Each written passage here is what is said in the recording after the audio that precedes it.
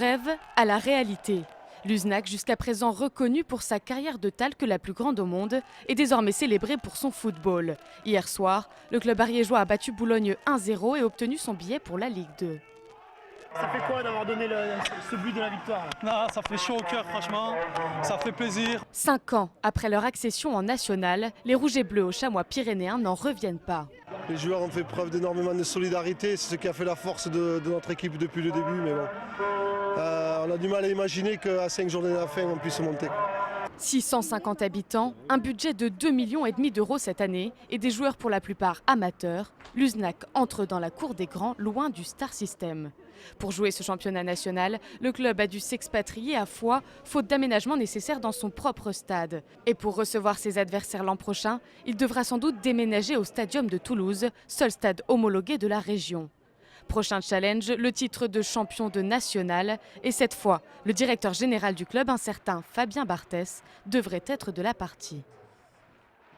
Qu'est-ce que les joueurs vont devenir? Les joueurs vont, certains j'espère pour eux, vont retrouver un club de national, vu que M. Le Graët nous a donné son engagement pour que, on va dire, les joueurs retrouvent à tout moment un contrat fédéral. Donc pour ça, il s'est engagé. Et les autres joueurs, ainsi que il y a les joueurs, mais aussi il y a des salariés du club, donc vont repartir au chômage. Mais si vous regardez le truc, quand même, on ne monte pas la Ligue 2 parce que les projecteurs ne sont pas assez puissants et parce qu'on n'a pas de vidéosurveillance. Si vous regardez, c'est effectivement ça. On a notre part tout le monde a sa part de responsabilité. Je l'assume, on l'a tous. Mais bon. À l'arrivée, c'est ça. Ouais. À l'arrivée, si vous regardez bien, c'est une question de projecteur et de vidéosurveillance.